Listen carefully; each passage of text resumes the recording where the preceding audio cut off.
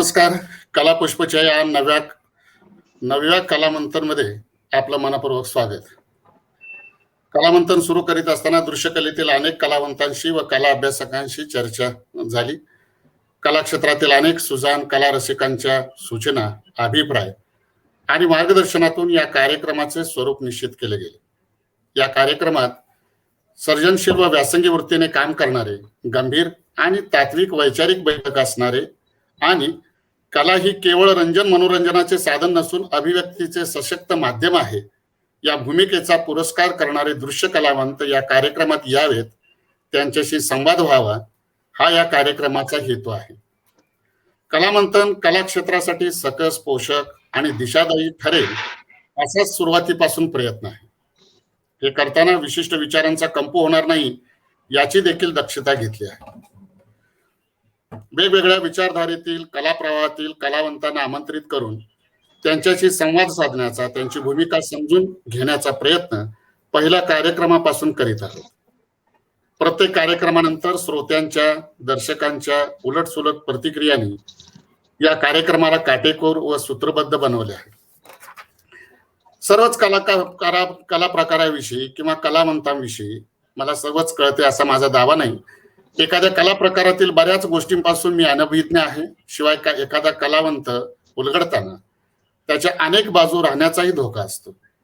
अशा वेळी ज्या ज्या ठिकाणी आवश्यक आहे त्या ठिकाणी त्या कला प्रकारातील तज्ज्ञाला मुलाखतकार म्हणून पाचारण केले आहे, जेणेकरून त्या कलावंताच्या निर्मितीबद्दलची चौफेर चर्चा व्हावी, त्याच्या कलाकृतीचे कलेच्या सर्व निकषांवर, कसोट्यांवर मंथन व्हावे आणि रसिकांना त्या कलावंताच्या निर्मिती प्रक्रियेविषयी, अभिव्यक्तीविषयी समग्र माहिती मिळावी, ज्ञान मिळावे असा हेतू असतो. शिवाय कलावंताच्या व्यक्तिगत आयुष्यातील कलाबाह्य घटना प्रसंगांनी कार्यक्रम अतिरंजित होणार नाही याची वेळोवेळी दक्षता घेतली आहे. कलामंथनमध्ये ज्येष्ठ कलावंतांचं येणं हे रसिकांसाठी पर्वणी असतं. त्यांचं चिंतन, अनुभव कथन, कला विचार नवोदितांना मार्गदर्शक असतात. आजच्या कलामंथनमध्ये पुण्याहून ज्येष्ठ चित्रकार, छायाचित्रकार व कला अभ्यासक माननीय श्री जयंत जोशी साहेब आपल्याशी आज संवाद साधणार आहेत. मी आपणा सर्वांच्या वतीनं त्यांचं मी मनपूर्वक स्वागत करतो. तसेच त्यांच्याशी संवाद साधण्यासाठी पुण्याहून उपस्थित आहेत प्रसिद्ध छायाचित्रकार, लेखक आणि अभिव्यक्ती स्वातंत्र्याच्या लढ्यातील सक्रिय कार्यकर्ते माननीय संदेश भंडारी. श्री संदेश भंडारी यांची कलामंथन मध्ये यापूर्वी मुलाखत झाली आहे. या कार्यक्रमाच्या निमित्ताने त्यांचंही मनपूर्वक स्वागत. कलामंथनच्या प्रत्येक कार्यक्रमाचं रसिक श्रोत्यांनी उत्स्फूर्त स्वागत केलं आहे. हा कार्यक्रम पाहणाऱ्या सर्व दर्शकांचं खूप खूप या कार्यक्रमाच्या निमित्तानं स्वागत. आजच्या कलामंथन मध्ये आपल्याशी संवाद साधणारे जे पाहुणे आहेत ते पाहुणे खरं तर ते आर्ट फोटोग्राफर आणि चित्रकार असले तरी ते उत्तम लेखक आणि कला समीक्षक आहेत. दृश्यकलेकडे अतिशय गांभीर्याने पाहणारे, समकालीन कला जगतातील चिंतनशील व प्रतिभाशाली कलावंत म्हणून त्यांची ओळख आहे. मी त्यांच्याच एका लेखातील काही भाग वाचून या मुलाखतीला सुरुवात करणार आहे. खरं तर हा जो काही लेख आहे किंवा त्यांचं जे काही लेखन आहे ते 2013चं आहे आणि त्या 2013च्या एका लेखातला काही भाग या कार्यक्रमाच्या निमित्ताने मी वाचणार आहे, कारण जेणेकरून त्या संपूर्ण कार्यक्रमाला एक दिशा मिळेल. सरांचं आहे जोशी साहेबांचं लेखन, मी फक्त त्याचं वाचन करतो. चित्र ही दृश्य कविता म्हणूया. भारत तांब्यांच्या, मर्ढेकरांच्या, खानोलकरांच्या, बहिणाबाईंच्या कवितेतला आशय, मर्मभाव फक्त वास्तववादी फिगरेटिव्ह शैलीतूनच व्यक्त होणे शक्य आहे. विचार करा, प्रत्येक संवेदनेला आकार असतो का? दुःखाला कुठले आकार रूप असते? वेगवेगळ्या छटा असतात. मोकळे आकाश, शांत समुद्र, उंच शिखरावरचा उत्साह, घनदाट जंगलातील निबिड शांतता आणि एखाद्या साध्या मोकळ्या स्पेस मधील गूढता, अनाहत नाद, उत्तम सिनेमास, मैफल पाहून ऐकून मनात पसरलेली समाधानाची निशब्द शांती, हे सर्व चित्रविषय असू शकतात. हा परिणाम त्याचे मनाला व्यापून सांडणारे ढग अमूर्त स्वरूपातच असतात, सुंदर किंवा विंदणाऱ्या धुक्यासारखे. संध्याकाळी उत्तम यमन ऐकून एखाद्या चित्रकाराच्या मनात फक्त स्वच्छ निळाशार अथांग रंगाचा तुकडा घुमायला लागेल. एकूण गाण्याचे चित्र काढणे म्हणजे तंबोरा वाजवणारी बाई काढणे असे थोडेच आहे. ते एखादा फोटोग्राफ पण करतो. आणि हो, उत्तम फोटो हा जरूर पेंटिंगच्या पातळीवर असतो. गाणे ऐकून चित्रकाराच्या मनात काय उमटते ते फार वैयक्तिक असते. तो आविष्कार करतो, चित्र मांडतो. रसिकांसमोर ती कृती येते तेव्हा ती जगाची होते. अपरिचित कला रसिकाला तो अमूर्त आविष्कार कुठेतरी आपला वाटला तर चित्रकाराला आनंद होतो. रोज शोध घेणे, पाश तोडणे, निर्मितीत अधिकाधिक स्वातंत्र्य आणणे, चिंतन करून स्वतःला स्वनिर्मितीबद्दल प्रश्न करत राहणे, असा चित्रकाराचा प्रवास असतो. मग सहज उत्स्फूर्तता येते, तो निजानंदी राहतो. सर्वांनाच या जन्मात कलाश्रेयस मिळेल असंही नसते, पण या प्रवासात रोमांस असतो. धर्म, कला, संस्कृती प्रवाही असते. तिला एकांगी धारणांचे बांध घातले तर डबकीस असतात. भाषेत, कवितेत, चित्रकलेत व्याकरण शुद्धता हवीच. कुशलता ही कलावंताच्या पात्रतेची फक्त पहिली पायरी आहे. पण पुढे राहते विचार प्रतिभा. आकाशात मुक्तपणे फिरणाऱ्या गरुडासारखी किंवा कळपापासून दूर पठारावर मुक्तपणे बागडणाऱ्या एखाद्या हरणासारखी. चित्रकलेचे वैशिष्ट्य हे की प्रत्येक कलावंत त्याचे व्याकरण तयार करत असतो. ते त्याचे स्वातंत्र्य आहे. झेप किती त्यावर त्याची मान्यता त्याचा स्वतःचा अंतरात्मा ठरवतो. इथे व्यावहारिक शांतपण, लौकिक तर्कशास्त्र अगदी गौण आहे. प्रत्येक माणसाचे, कलावंताचे अगदी वेगळे गुणसूत्र असते. प्रामाणिकपणे निर्भय होऊन त्याने ते आविष्कृत करणे ही अपेक्षा असते. त्यामुळे मानवी सभ्यता संस्कृतीत भर पडते. अशी भर त्या त्या कलावंताच्या एका तरी निर्मितीने पडली का हा खरा निकष आहे. ते येणारा दूरच्या भविष्यातला काळ ठरवतो. अभ्यास आणि व्यासन प्रत्येक सुजान कलावंत करतो. प्रत्येकाच्या मनात वेगळे तरळत असते. कलावंताची प्रतिभा ही वर्तमानाच्या पुढे असते. तिचे कॅलेंडर अगदी वेगळे असते. इथे तर प्रत्येक चित्रकाराचे कॅलेंडर वेगळे असते. ते माझ्यासारखेच असावे हा अतिरेकी हट्ट आहे. रोज नवा साक्षात्कार घडतो, त्याचा शोध घ्यायचा आहे. का त्या प्रेरणांना बाजूला ठेवून फक्त आजूबाजूला गोमूत्र शिंपडत राहायचे आहे हे ज्याचे त्याने ठरवावे. आजच्या या कलावंतांचे प्रमुख पाहुणे जे आहेत माननीय जोशी सर, मी त्यांचं या कलापुष्पच्या या कार्यक्रमात पुन्हा एकदा मनापासून स्वागत करतो. आणि या चर्चेला सुरुवात करत असताना मी पहिला प्रश्न असा घेतोय जोशी साहेब, कारण सगळ्यात आणखी एक तुमची जी काही महत्वाची जी ओळख आहे ती फार महत्वाची ओळख आहे. आणि ती ओळख अशी आहे की आजच्या पाहुण्याची आणखीन एक सगळ्यात महत्वाची ओळख अशी की माननीय श्री जयंत जोशी साहेब हे विख्यात शास्त्रीय गायक, भारतरत्न पंडित भीमसेन जोशी यांचे चिरंजीव आहेत. आई वडील दोघेही गायक असलेल्या गाण्याच्या घरात, वातावरणात चित्रकार जयंत जोशी यांची जडणघडण झाली आहे. असे असले तरी संगीत हे त्यांचे पहिले प्रेम आहे. त्यामुळे मी यालाच जोडून प्रश्न साहेब तुम्हाला पहिलाच प्रश्न विचारतोय. घरामध्ये गायनाचा, संगीताचा समृद्ध वारसा असताना आणि त्याच संस्कारात आपण वाढलेले असताना दृश्य कलेच्या क्षेत्रात जावं असं का तुम्हाला वाटलं? नमस्कार. काय कठीण आहे, म्हणजे तसं ते घडलं हे तर खरं आहे बाबा, की मला अनेक गोष्टींमध्ये रस होता. अनेक सगळंच आवडायचं मला. सिनेमा, नाटक वाचायला खूप आवडायचं. आणि गाणं ही अशी गोष्ट आहे, संगीत, की तिचा जेव्हा तुम्हाला व्यासंग किंवा तिचा अभ्यास करायचा असतो तेव्हा इतर सर्व गोष्टींचा त्याग करावा लागतो. तो त्याग करणं हे मला काही त्यावेळेला जमलं नाही. म्हणजे गाणं मी ऐकत वगैरे होतो, पण गाणं सादर करणं ही जी गोष्ट आहे त्यासाठी फार मोठी तपश्चर्या आणि त्याग लागतो. इतर सर्व गोष्टींकडे म्हणजे सोडून द्यावे लागतात त्या. ते मला नाही जमलं. मला भटकायला आवडायचं, नंतर खूप गोष्टी करायला आवडायच्या. थोडा वाईल्ड होतो मी. आणि मला सगळं म्हणजे चित्रकला पण आवडायची, गाणं पण आवडायचं, खूप सगळं. असं जमत नाही. सगळ्या गोष्टी तुम्हाला आवडतात. गाणं करायचं म्हणजे फक्त तेवढंच, त्याच्यावर खूप लक्ष केंद्रित करावं लागतं, सगळं सोडावं लागतं. त्यामध्ये तुम्ही म्हटले असं की गाणं हे माझं पहिलं प्रेम आहे. अर्थातच म्हणजे गाण्यावरच माझ्या सर्व विचारसरणीचा मी गाणं हे बॅकग्राऊंडला असतंच सगळीकडे. वा. काम करत असताना पण गाणं चालू असतं, किंवा गाणं म्हणजे मनातल्या मनात पण गाणं चालू असतं. ते आहे, म्हणजे तो संस्कार आहे, म्हणजे तो असं व्यक्तिमत्वाचा भाग आहे माझ्या तो. यालाच जोडून आपण एक प्रश्न विचारतो की तुम्ही आर्ट स्कूल मध्ये होता, अभिनव मध्ये होता. हो हो हो. 70-72 साली त्या काळात माध्यमांमध्ये खूप काही गोष्टी घडत होत्या. 70चं दशक फार तसं महत्वाचं होतं.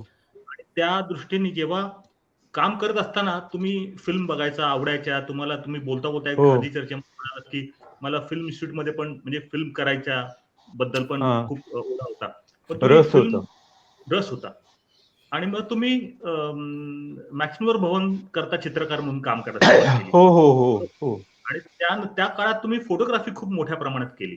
मी तुमचं मुद्राचं कॅलेंडर मला आठवतं 86-85 सालात म्हणजे खूप ऍब्स्ट्रॅक्शन, भिंतीचे त्याला काही कोपरे बक्षीस वगैरे पण मिळालं होतं.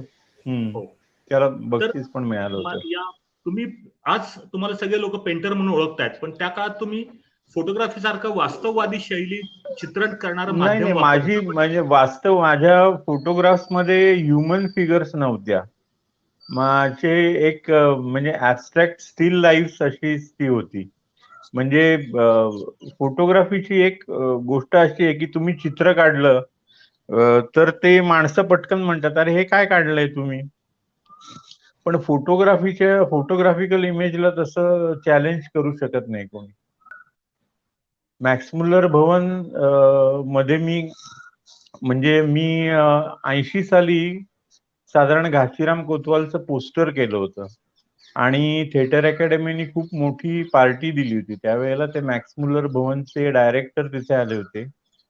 तर त्यांनी ते सगळं माझं काम त्यांना आवडलं असं मला सांगितलं त्यांनी, आणि ते मला म्हणले तू मला येऊन भेट. आणि त्यावेळी वेस्ट जर्मनी, ईस्ट जर्मनी एकत्र झालेले नव्हते, त्यामुळे त्यांचं बजेट वगैरे खूप स्ट्रॉंग होतं आणि खूप काम होतं. 1981 ते 89 पर्यंत मी मॅक्स मुल्लर भवन मध्ये खूप काम केलं. त्या लोकांचं कडनं मी तिथल्या लायब्ररीतनं पुस्तकं वाचून किंवा म्हणजे चांगल्या लोकांच्या सहवासात येऊन मी व्हिज्युअल आर्ट्स बद्दल माझं जे ज्ञान आहे ते थोडस म्हणजे त्यात खूप भर पडली असं मला वाटतं.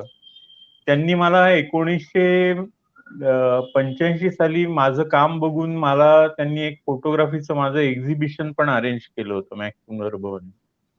आणि नंतर त्याच सुमारास मुंबईला ईस्ट वेस्ट एन्काउंटर म्हणून नावाचं 16 दिवसाचं शिबिर त्यांनी मॅक्स मुल्लर भवन, नंतर सगळ्या युरोपियन एम्बसीज, अलायन्स फ्रान्सिस वगैरे यांनी अरेंज केलं होतं NCPA मध्ये. तर त्यावेळेला पुण्यातनं प्रतिनिधी म्हणून मला मॅक्स मुल्लर भवननी तिथे पाठवलं होतं. 16 दिवस मला सगळ्या मोठ्या चित्रकारांच्या बरोबर एका हॉटेलमध्ये आम्ही राहत होतो. म्हणजे सुजा, रजा आणि असे खूप होते, म्हणजे लोक मुंबईतले तय्यब मेहता होते, सगळे झाडून सगळे भारतीय चित्रकार मोठे मोठे. विकास भट्टाचार्य कलकत्त्याहून होते आणि तेवढेच एक 12-15 भारतीय लोक आणि 12-15 युरोपियन लोक. सकाळी 8 वाजल्यापासून ते सिम्पोजियम चालू व्हायचं. कोणीतरी एक मोठा चित्रकार सुरू करायचं आपलं प्रेझेंटेशन, नंतर एक पाश्चात्य चित्रकार त्यांचं प्रेझेंटेशन करायचं, नंतर कुठल्या कुठल्या विषयावरती चर्चा असायची आणि नंतर एक फिल्म, आणि नंतर रात्री कुठल्या तरी एम्बसीत पार्टी. असा भरगच्च कार्यक्रम तिथे 16 दिवस होता. हॉटेल ग्रँड मध्ये आम्हाला ठेवलं होतं. आणि तेव्हा मला म्हणजे फारच त्या इंटरॅक्शनचा मला फायदा झाला. म्हणजे तो एक टर्निंग पॉइंट ठरला 86 साली, आणि मी झपाट्याने चित्र काढायला लागलो. मध्येच आम्ही एकदा हिमालयात जाऊन आलो. हिमालयात तर मला इतकं एनर्जेटिक वाटलं आणि मी एका महिन्यात 40-42 चित्र म्हणजे मोठी मोठी तयार केली. आणि तोच म्हणजे ईस्ट वेस्ट एन्काउंटर हा टर्निंग पॉइंट ठरला. नंतर 89 साली जेव्हा ईस्ट जर्मनी आणि वेस्ट जर्मनीचं एकीकरण झालं, तेव्हा त्यांचं कल्चरल बजेट एकदम कमी झालं, कारण वेस्ट जर्मनीने ईस्ट जर्मनीला जवळजवळ दत्तक घेतल्यासारखं झालं. त्यावेळेला मला ते डायरेक्टर होते टिल्मन वॉर्ड्रॉफ म्हणून, ते म्हणले, अरे तू फाईन आर्टचा माणूस आहेस, तू हे काय डिझाईन वगैरे करतो, you should express your on ideas and your on concept.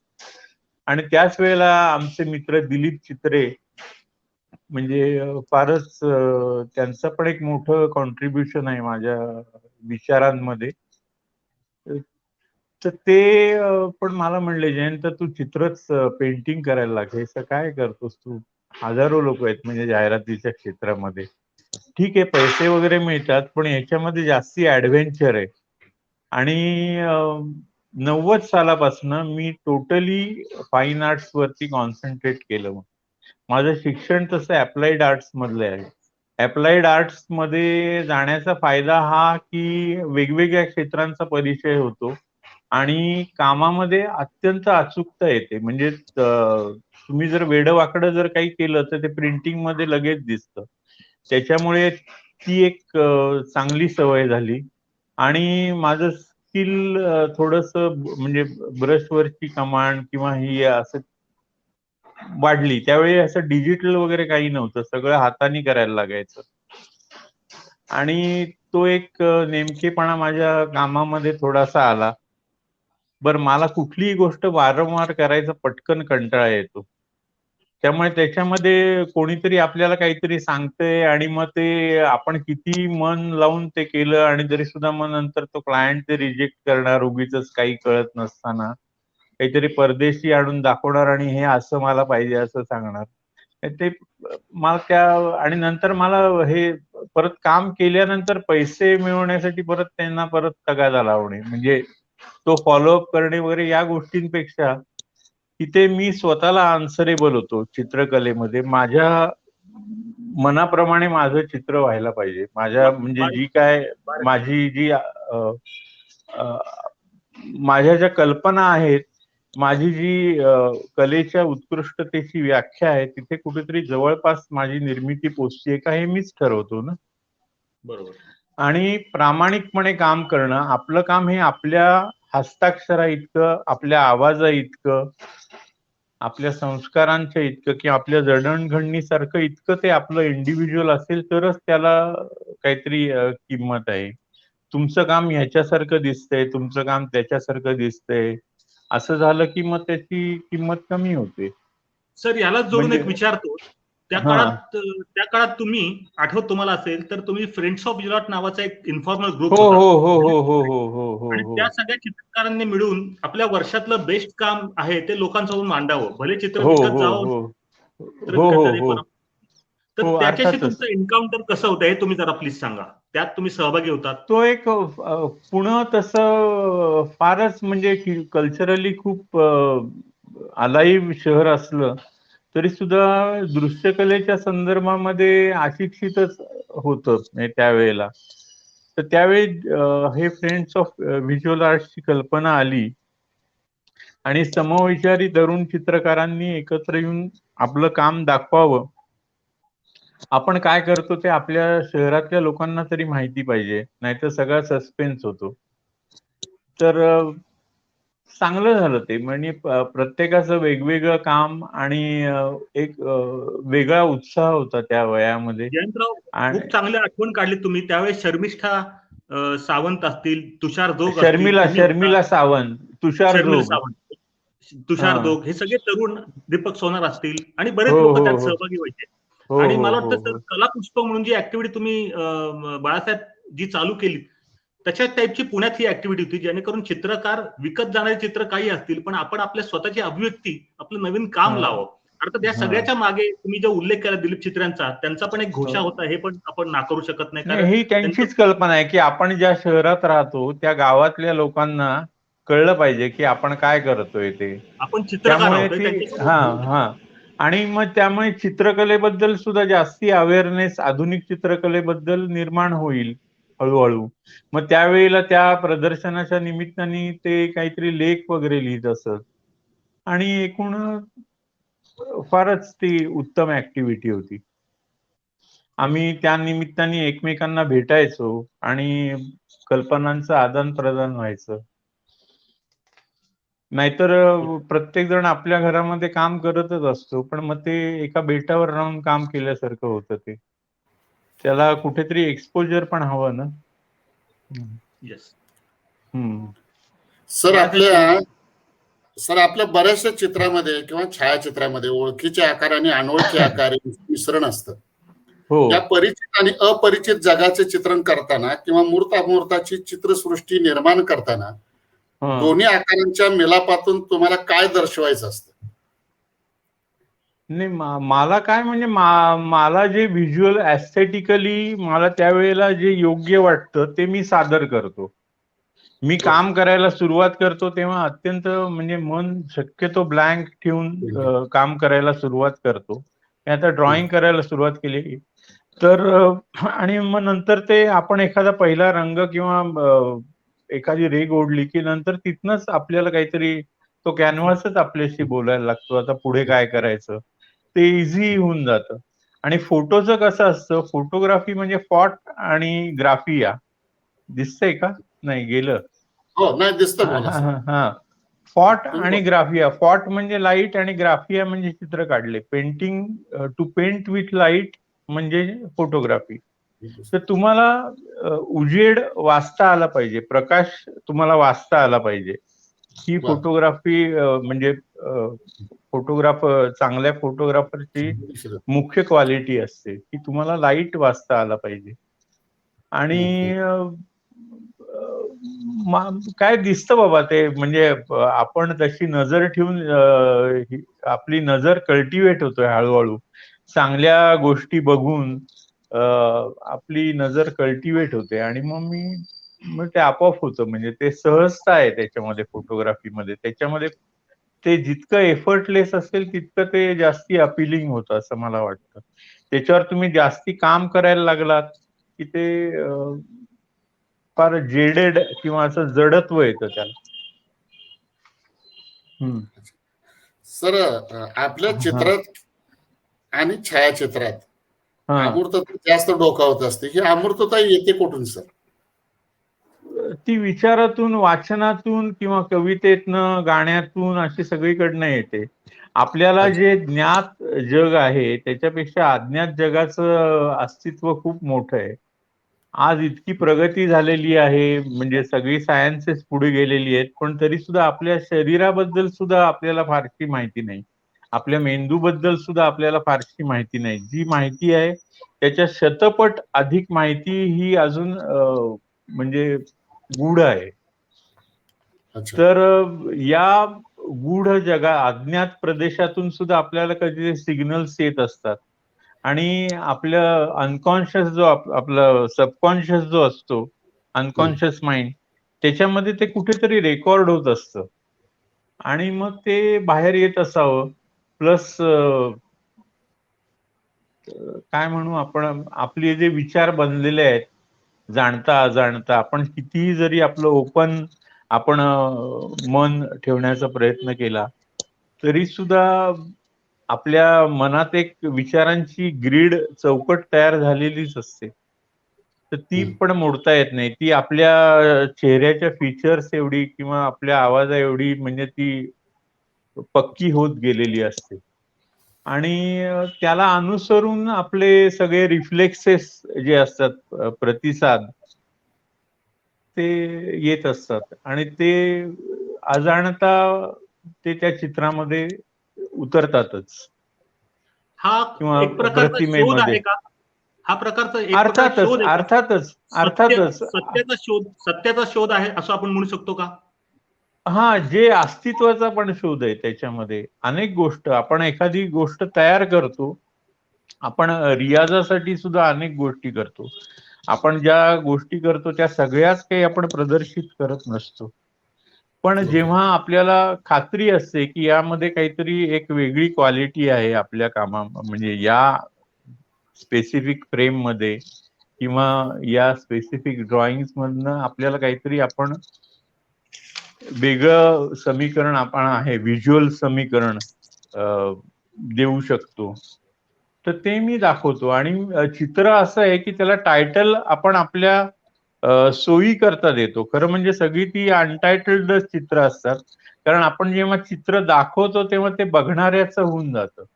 बघणाऱ्याच्या अनुभव विश्वात ज्या गोष्टी असतात किंवा त्याप्रमाणे तो ते इंटरप्रिट करतो आणि मग ते आपण ते देऊन टाकतो. म्हणजे ते कोणाला आवडतं कोणाला आवडत नाही, पण तो ज्याचा त्याचा प्रश्न आहे. असं तुमच्या बाबतीत आपण झालंय का आपण की तुम्ही काढलंय?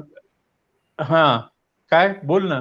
असं असं तुमच्या बाबतीत झालंय का? एखादा आठवण सांगा की तुम्ही ज्या हेतूने चित्र काढलंय आणि बघणाऱ्याने हा. वेगळ्या प्रकारे पाहिलंय, असा एखादा नाही, तुम्हाला काही अनुभव आहे? नाही असं नाही झालं. माझी चित्र म्हणजे मी तुम्हाला पहिल्यांदी माझ्या 94 साली माझं पहिलं प्रदर्शन ताजमहाल आर्ट गॅलरी, ताजमहाल हॉटेलमध्ये मुंबईमध्ये झालं आणि ते खूप यशस्वी झालं. तर तिथे तिथे जे फॉरेनर्स होते किंवा मुंबईतले मोठे इंडस्ट्रियलिस्ट वगैरे होते, ते मी असं कुठेही लिहित नव्हतं. आमच्या आईचं म्हणणं होतं, तुला जे काय करायचंय, तू वडिलांचं नाव कुठेही वापरायचं नाहीच. तर मी त्यांचं नाव म्हणजे, तर माझी चित्र विकत घेतली, ते सगळे मला ओळखत नव्हते लोक, पण माझी ती ऍबस्ट्रॅक्ट लँडस्केप होती, 6 फूट बाय 6 फूट होती. नंतर ऑइल पेंटिंग होती आणि काही साधारण 2 फूट बाय 3 फूट अशी उभी चित्र होती. काही ती ऍक्रिलिक्स होती, पण ती माझी सगळी विकली गेली जवळजवळ. खूप यशस्वी झालं ते प्रदर्शन तेव्हा. खूप यशस्वी प्रदर्शन झालं. हिंदुस्थान म्हणजे ते मोठमोठे लोक येऊन मला त्यांनी फारच तो मला उत्साह म्हणजे एनर्जी देणारा तो हे होता प्रसंग. आणि त्याला तेव्हा मी काही नावं दिली नव्हती, पण त्यांना जे नेहमी चित्र बघत असतात लोक, त्यांना कळतं की त्यात काहीतरी वेगळेपण आहे. खूप चांगलं झालं. आणि ते सगळे लोक इंडियन कल्चरशी परिचित असणारे असे लोक नव्हते.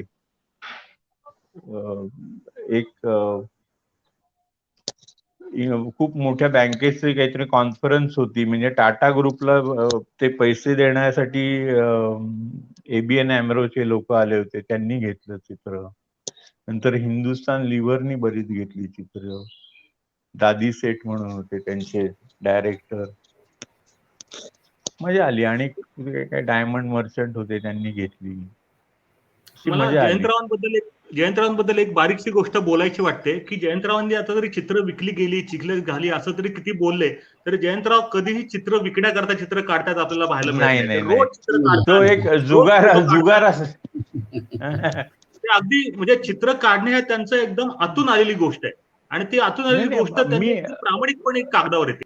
मला ती काय म्हणजे गिल्ट येते, आपण म्हणजे जगतो कशाला, आपण दुसरं काय करू शकतो. तर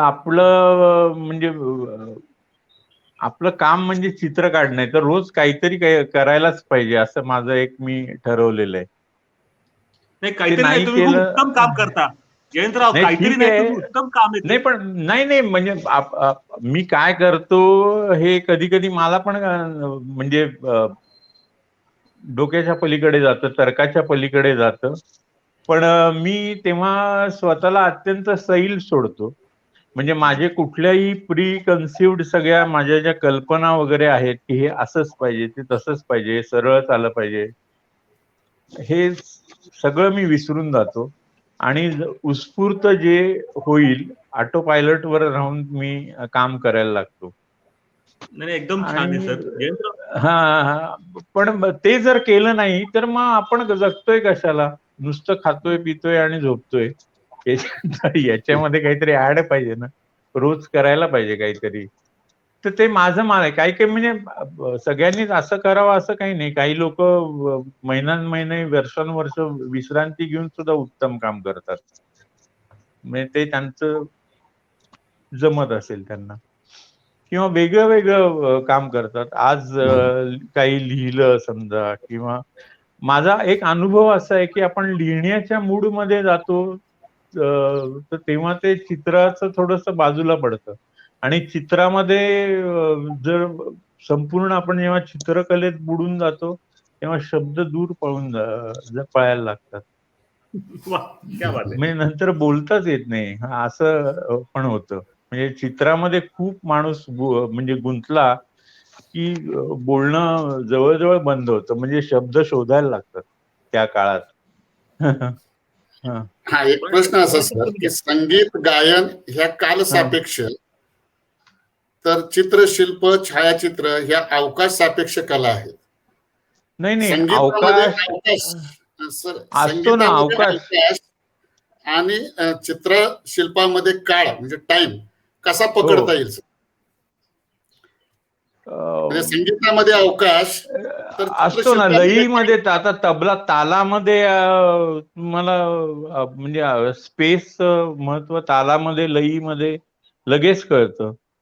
तुम्ही कुठे थांबता, मध्ये गॅप देता, तसं चित्राला मध्ये पण एक रिदम असू शकतो चित्रामध्ये, प्रत्येक चित्राचा, किंवा चित्राला किंवा व्हिज्युअलला असं तुम्हाला व्याख्येमध्ये नेहमीच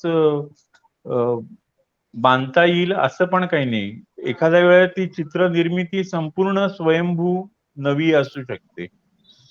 म्हणजे काही काही चित्र असं असतात, काही काही चित्रकार असतात ते ट्रेंडला फॉलो करतात आणि काही काही करत नाहीत. पण या कलेच्या म्हणजे रसग्रहणामध्ये असं खूप असे कडक नियम नसतात, खूप लवचिकता असते.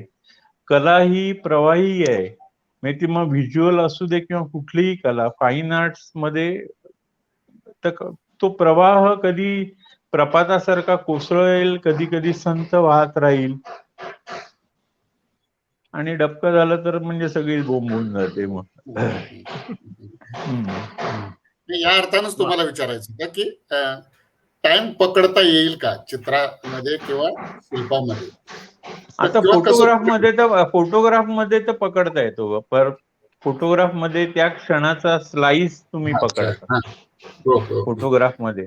माझं सुरुवातीला असं मी अगदी पक्क ठरवलं होतं की फोटोग्राफिकली ज्या गोष्टी पॉसिबल आहेत त्या आपल्या पेंटिंग मध्ये नको, कशाला, ते फोटोग्राफिकली करता येतं लाइटिंग अरेंजमेंटनी. हल्ली चिकार भन्नाट सॉफ्टवेअर सुद्धा असतात, तर त्यांनी जे करता येतं तर तेच परत आपण रिट्रेट, म्हणजे एखादा फोटो असतो आणि तोच हुबेहूब काढला म्हणून ते लोक नाचायला लागतात, तसं त्याच्यात मला आनंद होत नाही. ते ड्रॉइंग मध्ये संपूर्ण तुमचं पाहिजे, तुमच्या अक्षरासारखं पाहिजे, आणि फोटोग्राफ पण तुमचा पाहिजे. तुम्हाला वेगळं काय दिसतंय जगामध्ये, निसर्गामध्ये हजारो लाखो करोडो गोष्टी अशा आहेत, त्यामध्ये प्रत्येक जण वेगळ्या नजरेने बघतो, प्रत्येकाला वेगळं संगीत ऐकायला येतं. तर आपल्याला जे ऐकायला येतं, आपण जे बघतो, त्याचं वेगळेपण आपण अधोरेखित करून ते आपण प्रदर्शित करावं, ते आपण दाखवावं, असं मला वाटतं.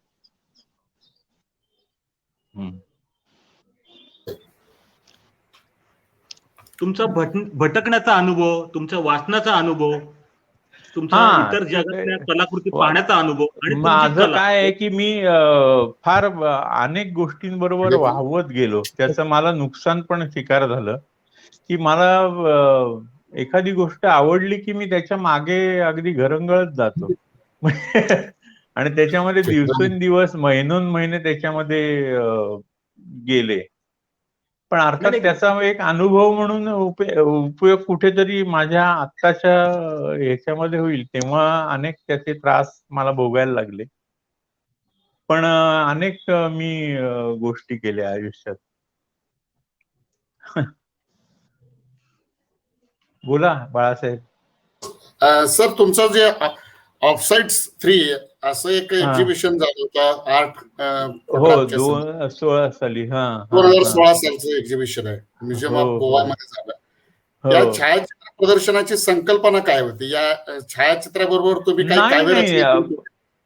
नाही नाही, अनटायटल्ड माझी व्हिज्युअल जी आहेत, हेच मी तुम्हाला सांगतो ना, की प्रत्येक माणूस हा वेगळ्या नजरेने जग बघतो. आता संदेश भंडाऱ्यांना एखादं दृश्य जसं दिसेल किंवा एखाद्या दृश्यात त्यांना जो रोमांस दिसेल, समजा म्हणजे चार्म दिसेल, मला तसंच दिसेल असं नाही. एकाच गोष्टीचा मी काढलेला फोटो आणि संदेशनी काढलेला फोटो हे टोटली भिन्न असू शकतात.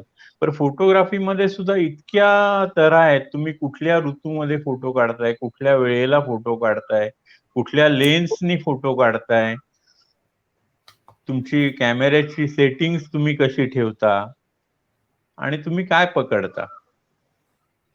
तर मी त्यावेळी ते तसं बघितलं होतं आणि गोव्यामध्ये खूप म्हणजे वेगळे वेगळे त्यावेळी जगातले लोक तिथे होते आणि त्यांनी अप्रिशिएट केलं माझं काम. अनफॉर्च्युनेटली काय झालं होतं की त्याच वर्षी म्हणजे त्या प्रदर्शनाच्या किंचित एक 2-4 दिवस आधीच नोटबंदीचा हे झाला होता. त्यामुळे मला त्या प्रदर्शनाची म्हणजे तो सेल वगैरे त्याचा एवढा चांगला झाला नाही. पण गेली पहिल्या दिवशी काही चित्र म्हणजे फोटो फ्रेम्स गेल्या विकत. एक जर तुमचे फोटो विकत नाही गेले, तुमचे चित्र विकत नाही गेली, तर तुम्ही त्यातल्या कलाकृतीबद्दल कसा विचार करता?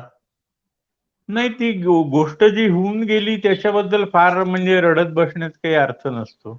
रोज नवीन आपल्याला म्हणजे काम करायचंय, तर रोज नवीन काहीतरी करायलाच पाहिजे. किंवा जे थोडक्यात होऊन मला गेलं असं ते होऊन गेलं. चित्र विकली गेली नाही तर तुम्ही काही कलाकार नाही आहात का आहात? हे मला नाही नाही, जरा प्लीज आहे ना, सांगा. आहे. याच्याबद्दल जरा विस्ताराने बोला. चित्र विकली जाणं याच्यामध्ये अनेक पदर असतात. म्हणजे त्यावेळी आपल्या देशात लोकांना उत्साह आहे का चित्रात प्रदर्शन का म्हणजे चित्र प्रदर्शनाला येण्याचा तरी उत्साह आहे का? आणि चित्र विकत घेणे कम्प्लीट वेगळं, ते त्याच्यामध्ये एक थोडासा कमर्शियल अँगल पण असतो. लोक वेड्यासारखं बार्गेनिंग पण कधी कधी करतात. मी काय त्याला तो म्हणजे बळी पडलो नाहीये अजून. पण चित्र विकली जाणं हा एक वेगळाच एक संपूर्ण हे आहे. तर आपण आपलं काम करत राहणं हे फार महत्वाचं असतं. आपण म्हणजे निराश होऊन जर थांबलो तर काय हो, तू निराश आणि थांबलास तर थांबला. जगामध्ये आज नाही तर तू नाही और सही अनेक लोक आहेत. पण त्यावेळी आपण आपल्यातल्या म्हणजे ज्या उत्स्फूर्त इम्पल्सेस असतात त्यांच्यावर आपण अन्याय करतो मग त्यावेळेला. त्यामुळे आपलं काम हे काम प्रत्येक चित्राचा योग असतो. एखादं चित्र तुम्ही 10 वर्षापूर्वी काढलेलं असेल तेव्हा विकलं गेलं नसेल, पण ते आज विकलं जाऊ शकतं. आज ते लोकांना रिलेव्हंट वाटू शकतं. तर असे आम्ही ऍसेट्स निर्माण करतो रोज काम करून. ते विकले जावो न जावो ते सगळं वेगळं आहे. येस. तुम्ही स्वतःला जयंतराव, म्हणून तर तुमच्यावर लोक प्रेम करतात, तुमच्या कामावर नाही प्रेम जाऊ दे, करतात. नाही हे बाप, हा ठीक आहे, धन्यवाद. हा.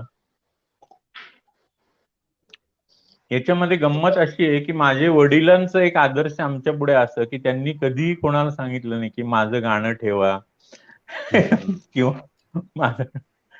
त्यांना अर्थात त्यांचा गुण म्हणजे त्यांना वयाच्या 9व्या वर्षी समजलं की मला गाणं म्हणायचंय. आम्ही 25 वर्ष झालो तरी आम्हाला काही कळलंच नाही आपल्याला काय करायचे आयुष्यात नीट. तर त्यांना ते वेगळे लोक असतात, लोकोत्तर लोक होते ते. पण ते एक होतं की आपण दुसरीकडे जाऊन म्हणजे मागण्यामध्ये किंवा हे पॉइंट नाहीये. तर ते सेल्फ प्रमोशन करता येत नाही, ही पण एक माझी अडचण आहे. मला मगाशी आपण बोलताना असं बोलला सर की तुम्ही खर तर उपयोजित कलेमध्ये तुम्ही हो हो पदविका हो घेतली हो हो आणि हो हो उपयोजित हो कलेमध्ये तुम्ही बोलत असताना असं बोलला की तिथं प्रचंड काटेकोरपणा असतो, अॅक्युरेसी हो असते. हो हो. तेव्हा माझ्या नशिबाने मला मुंबईमध्ये मी तेव्हा 2-3 ठिकाणी नोकऱ्या केल्या. पैकी एक कम्युनिका म्हणून एक कंपनी होती. यशवंत चौधरी नावाचे फार मोठे डिझायनर, ते सिबाचे आर्ट डिरेक्टर वगैरे होते. इंग्लंडमध्ये शिकले आणि नंतर सिबा स्वित्झर्लंडमध्ये आर्ट डिरेक्टर होते. नंतर मुंबईला आले आणि नंतर त्यांनी ती नोकरी सोडून दिली आणि स्वतःचं कॉर्पोरेट कम्युनिकेशन म्हणून कुलाब्याला स्टुडिओ उघडला. तर तिथे मी काम करत होतो. तर तिथेच माझी भास्कर हांडेची तिथेच ओळख झाली. भास्कर हांडे पण त्यावेळी तिथे नोकरी करत होता. तर त्यांच्याकडून आम्ही प्रचंड शिकलो. म्हणजे तो इतका माणूस शार्प होता की एखादी रेख फिरते त्याचं रॅशनल काय असावं किंवा ते आता उपयोजित कला ही सर्वांच्यासाठी असते, म्हणजे ती सर्वांना समजलीच पाहिजे. त्याच्यामध्ये त्याच्यामध्ये चुकीला तसा थारा नसतो, कारण क्लायंट खूप पैसे देत असतात. नंतर ते जाहिरात असेल तर रिलीजला वगैरे पण प्रचंड लागतात पैसे. तर तिथे चुका चालत नाहीत. तर आपण जी गोष्ट सांगतो ती कमीत कमी शब्दामध्ये किंवा कमीत कमी रेघांमध्ये आणि कमीत कमी म्हणजे युनिक फॉर्म मध्ये तुम्ही कशी ती प्रेझेंट करता याला. तर या संदर्भामध्ये आता मी एक जिन्यासारखी रेषा काढली, समजा एक हॉटेलचं सिम्बॉल करत होतो, तर एक जिन्यासारखी रेषा काढली मी आणि वरती एक टिंब आहे. तर तसा मी एक सिम्बॉल हॉटेल करत, तो म्हटलं अरे, तर यशवंतराव ते चौधरी म्हणाले की अरे झालं की हे इथे तू जातोयस आणि ते पॉइंट आहे, म्हणजे तो एक बिंदू तू टाकला तर that is point of rest आणि hotel also is point of rest. तर ते कुठेतरी जमू शकतं. मग त्यातनं ते पुढे आम्ही आयडिया डेव्हलप केली होती त्या सिम्बॉलची. त्यांनी अनेक मोठमोठे त्यांचं अजून काम, ते आता नाहीये, पण त्यांचं खूप काम, म्हणजे HDFCचं सिम्बॉल त्यांचं आहे मला वाटतं. खूप आहेत म्हणजे कामं त्यांची.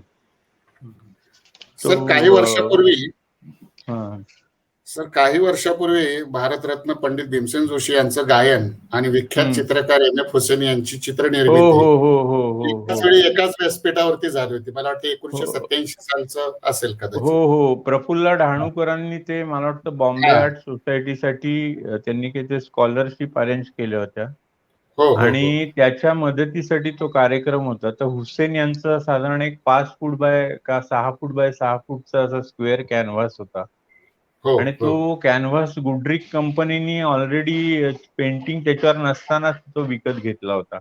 आणि मग माझे वडील गाणं म्हणायला लागले, तर गाणं त्या दिवशी फार अत्यंत उत्तम झालं, फारच छान झालं. म्हणजे एक 3 तासाची मैफिल झाली आणि त्या 3 तासामध्ये हुसेननी ते पेंटिंग 3 वेळा त्यांनी ते बदललं आणि शेवटी त्यांनी जेव्हा ते लावलं होतं तर त्यावेळेला ते वेगळंच होतं अजून काहीतरी. तर ते पण हे दृकश्राव्य जे काही माध्यम आहेत आणि या दृकश्राव्य माध्यमाची जुगलबंदी होती खरं तर ती. पण एक गंमत म्हणून त्याच्याकडे बघायचं, त्या गाण्याचा आणि त्या चित्राचा तसा. म्हणजे हुसेन यांना जे इंटरप्रिट होत होतं ते करत होते. त्यांची एनर्जी ही तुफान होती. म्हणजे त्यांनी एवढा वयाने एवढा मोठा माणूस पण अजिबात न थकता ते करत होते काम. म्हणजे त्यांचे स्ट्रोक्स बघण्यात सुद्धा गंमत येत होती. पण चित्रामध्ये सारखे बदल ते करत होते 3-4 वेळेला. नंतर पण त्याच्यामध्ये गंमत अशी झाली की त्यांच्या मुलांनी त्या सगळ्या दृकश्राव्य त्या कार्यक्रमाची फिल्म केली आणि ती गोल्डस्पॉट कंपनीला विकली. हे पण एक गंमत झाली होती त्यावेळेला. तर हे असं अनएथिकल आहे ना, हे बरोबर नाही. एक विचारतो की सध्याचा काळ आहे, या काळामध्ये सत्य काय आणि खोटं काय असा प्रश्न आहे. काय खोटं काय खरं हे कळेनाचं होतं. आणि मला बोलण्यात आलं की चित्रकार सत्याचा शोध घेतो. पोस्ट ट्रुथ काळ आहे, म्हणजे त्याच्या सत्याचा मृत्यू झाल्यानंतरचा काळ, थोडक्यात असं त्याचं वर्णन करतात. अशा सत्याचा मृत्यू झाल्या काळानंतर जर आपल्यासारखे चित्रकार, तुमच्यासारखे चित्रकार काही जे करतात त्याचे शोध घेतात, त्यांच्याकरता हा काळ कसा आहे, काय ह्या काळ तुम्ही सामोरं कसे जाणार? अभिव्यक्ती वगैरे नाही, फार आता मोठी फॉर्च्युनेटली काय आहे की मला तसं जेवाय खाण्याची मला भ्रांत नाहीये. त्यामुळे मी काही म्हणजे मी चित्रकलेचा माझा व्यासंग किंवा मला जे करायचं त्याच्यावर त्याचा परिणाम होणार नाही हे बघतो. पण हा अत्यंत अस्वस्थ असा काळ आहे की रोज खोट्यांचा पाऊस पडत असतो. खोट्याचा पाऊस पडत असतो रोज. म्हणजे उदाहरणार्थ मी तुम्हाला सांगतो, आता रविशंकर प्रसाद यांनी ट्विट त्यांचं 1 तासासाठी काढलं. तर ते का काढलं? तर त्याच्यामध्ये जय हो हे गाणं होतं आणि त्या जय हो गाण्याचा कॉपीराइट सोनी म्युझिक अमेरिका यांच्याकडे होता. तर त्यांनी ट्विटरकडे तक्रार केली. म्हणून ते ट्विटरनी तासाभरासाठी ते बंद केलं. पण हे कुठल्याही आपल्याकडे पेपरमध्ये ही बातमी आलीच नाही. आपल्याकडे ट्विटरनी कसं भारतीय लोकांवरती अन्याय करते वगैरे असंच काहीतरी लिहित आहे. म्हणजे सत्याचा अपलाप होतो. पण मग ठीक आहे ना, पण तुम्ही या सगळ्या गोष्टींनी तुम्ही विचलित होता कामा नये. तुम्ही म्हणजे जास्ती पेपर वाचला वगैरे वगैरे तर ते पाऊस पडत असतो. म्हणजे विरुद्ध बातम्यांचा. तर तुम्हाला जे पाहिजे ते वाचा आणि हळूहळू मग तुम्हाला कळतं काय खरंय काय खोटंय तुम्हाला कळतं. तिरस्कारावरती कुठलंही राजकारण किंवा काय गोष्टी फार काळ चालत नाहीत उभ्या राहिलेल्या. तर कशाला करायचं तिरस्कार कोणाचा असं मला वाटतं. आता मी समजा एखाद्या जातीमध्ये जन्माला आलो, हा काही माझा दोष नाही किंवा माझं खूप म्हणजे पुण्य पण नाहीये. मी काय काम करतोय आज याच्यावरनं माझी ओळख आहे ना. तर तसंच लोकांनी ओळखावं आणि कळपात राहून उगीच काहीतरी घोषणाबाजी न करता आपलं काम प्रामाणिकपणे करत राहावं. तर आपलं काम प्रामाणिकपणे करत राहणं हाच मी योग्य त्याच्यामध्ये सोल्युशन केलंय. कारण हे आपण म्हणजे मग राग येतो आपल्याला आणि मग तर त्याचा काही म्हणजे तसा काही फायदा नाही म्हणजे कारण. पण तुम्ही हे बोलत असताना तुम्ही आता जे बोललात, पण जेव्हा अशा प्रकारच्या खोट्याला सामोरं जाताना आणि खऱ्याची बाजू घेणारी माणसं आणि काही आंदोलनं अभिव्यक्तीच्या नावाने उभी राहिली, तेव्हा मात्र तुम्ही त्यांच्या बरोबर तिथे उभं राहात. दक्षिणायन हो हो हो आंदोलनामध्ये हो हो हो दांडी वाजत नाही नाही होतात. हे अगदी बरोबर आहे. एखाद्या कलाकाराला कलावंतावर जर कलाकाराच्या अभिव्यक्तीचा बोला. एखाद्या कलाकारावरती जर अन्याय होत असेल की कारण ते सत्ताधारी पक्षाच्या फार बाजूचा विचार नाहीये, म्हणजे त्यांच्या मताला छेद देणारा जर विचार दुसऱ्या एखादी मांडला तर तो चुकीचा आहे असं तुम्ही म्हणू शकत नाही. जाऊ दे ना, म्हणजे तुम्ही सगळ्यांना तुम्ही मान द्यायला पाहिजे. म्हणजे प्रत्येक माणूस अप्रामाणिकपणे किंवा तुम्हाला काहीतरी सगळ्याला सुरुंग लावण्यासाठी काम करतोय असं अजिबात नसतं. लोक प्रामाणिकपणेच काम करतात आणि त्याचा रिस्पेक्ट सगळ्यांनी ठेवायला पाहिजे. तर कलावंताच्या कलेचा तुम्ही आदर केला पाहिजे. तर त्याला आता कार्टुनिस्टना सुद्धा म्हणजे त्यांच्यावर पण खटले भरतात ना. आर.के. लक्ष्मण आज असते तर काय झालं असतं कोणास ठाऊक. सतीश आचार्य यांच्या ट्विटरवरती पण एक हल्ला मधल्या काळात झाला होता. नाही ते जाऊ दे. आपण असे स्पेसिफिक आपण गोष्टींवरती नको बोलायला. आपण आपल्या म्हणजे मी या गोष्टींवरती जास्ती बोलू शकत नाही. पण मी म्हणजे कलावंतही फार वेगळी लोक असतात. कलावंत आणि शास्त्रज्ञ ही देशाची संपत्ती असते. देशामध्ये किती पैसे आहेत किंवा देश म्हणजे काय किती मिनरल्स आहेत वगैरे याच्यापेक्षा देशातनी किती वेगळे लोक देशामध्ये राहतात वेगळ्या विचारांचे याच्यावर त्या देशाची श्रीमंती अवलंबून आहे असं मला वाटतं.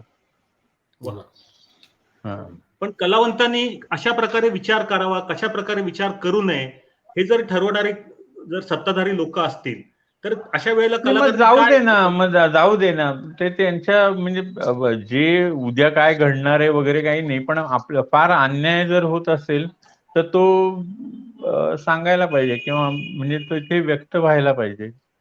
तिथे गप्प राहून तुम्ही जर शांत राहिला तुमचं मत तरी तुम्ही नोंदवायला पाहिजे ना. बरोबर.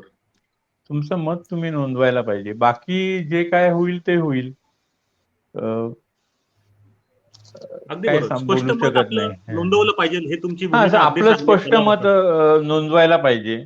त्याच्यामध्ये धर्म वगैरे काही नाही. कलेला, चित्राला कुठला धर्म नाही, गाण्याला पण कुठलाही धर्म नाही, पुरे. किंवा कवी कल्पना किंवा फॅन्टसी याला कुठला धर्म वगैरे असतो असं मला काही वाटत नाही. म्हणजे त्याला असं ही स्पिरिच्युअलिटी जी आहे आपली, तर ती खूप आवश्यक आहे. मनाची स्थिरता आणि मनाची प्युरिटी ही गोष्ट निर्मितीसाठी खूप आवश्यक आहे.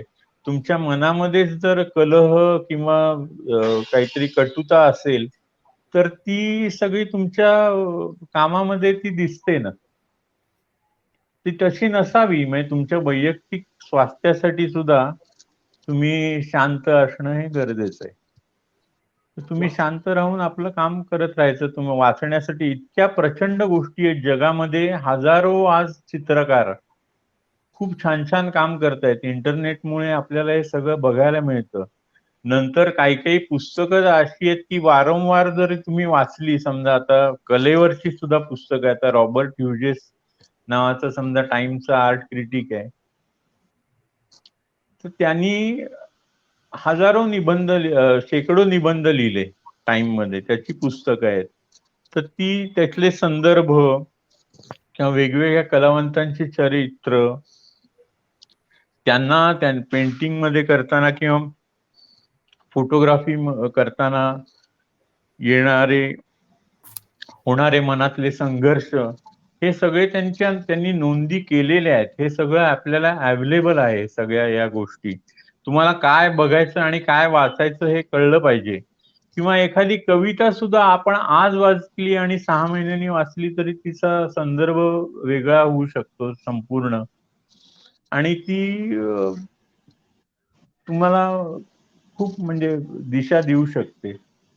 एक स्पार्क असतो, म्हणजे प्रतिभेचा स्पार्क हा, म्हणजे त्याचे पुंज असे सगळीकडे जगामध्ये विखुरलेले आहेत. आपल्याला ते तिकडे बघावं. या क्षणिक या राजकारणाकडे बघण्यापेक्षा तिथे बघावं आणि तिथे तुम्ही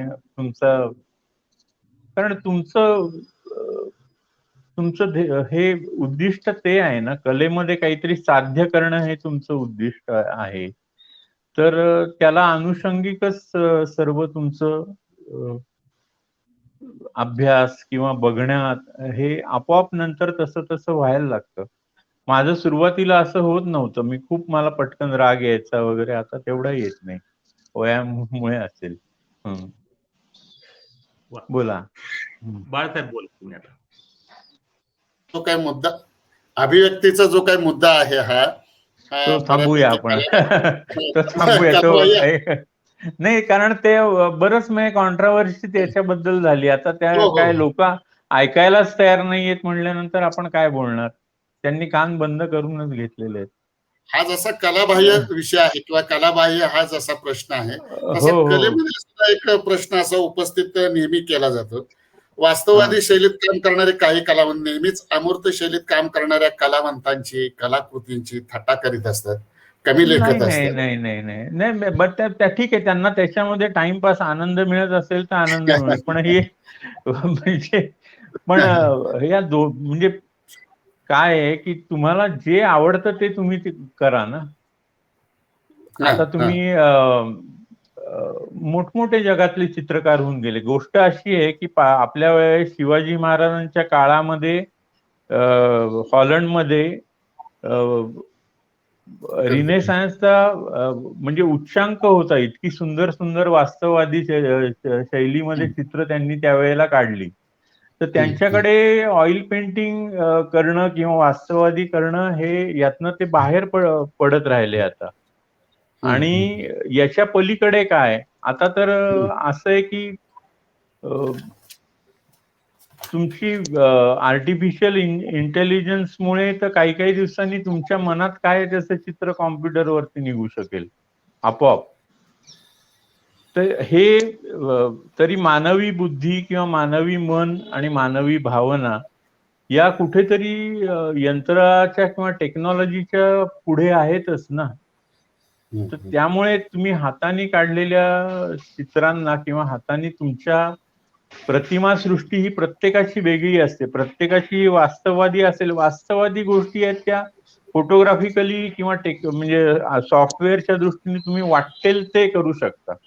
बरं, त्याचा कॅनव्हासवरती प्रिंटआउट सुद्धा होऊ शकतो. बरं, कॅनव्हासवरती प्रिंटआउट करताना तुम्हाला कुठला कलर किती जाड पाहिजे वगैरे तशी मशीन्स पण आहेत आता जगामध्ये. पण हा म्हणजे असं असा लांबून घास घेतल्यासारखं काहीतरी होतं. हे हाताने काढलं तुम्ही चित्र, 4 ओळी लिहिल्या कवितेच्या वगैरे वगैरे, ही जी सहजता जी आहे ती त्याच्यामध्ये निघून जाते सगळी.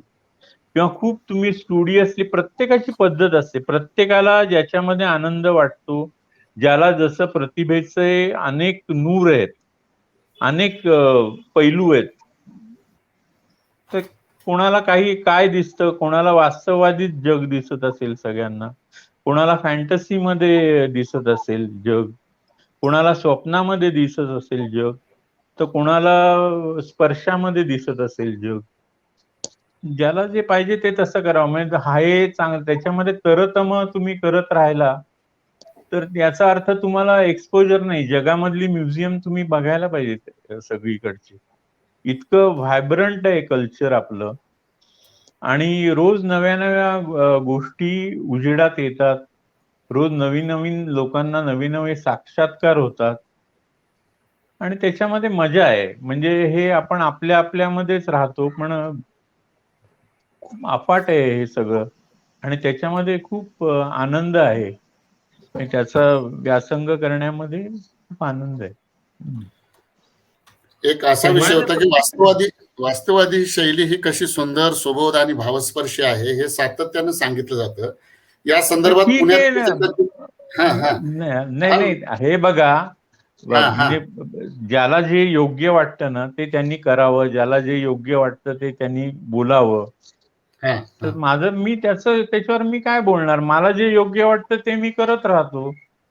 तर आणि जगामध्ये प्रत्येक गोष्टीला जसं क्लासिकल म्युझिकला ऑडियन्स आहे, तसंच चौचाल गाण्यांना पण आहे. जगामध्ये सगळं आहे, म्हणजे सगळ्याला ऑडियन्स असतो. म्हणजे तर तुम्ही फक्त प्रामाणिकपणे काम करून तुमच्या कामातनं तुम्हाला समाधान मिळालं पाहिजे, ही मुख्य अट आहे. तुम्ही जे करता त्यातनं तुम्हाला थोडा वेळ का होईना किंवा समाधान मिळालं पाहिजे की हे आपण प्रामाणिकपणे करतोय बघ.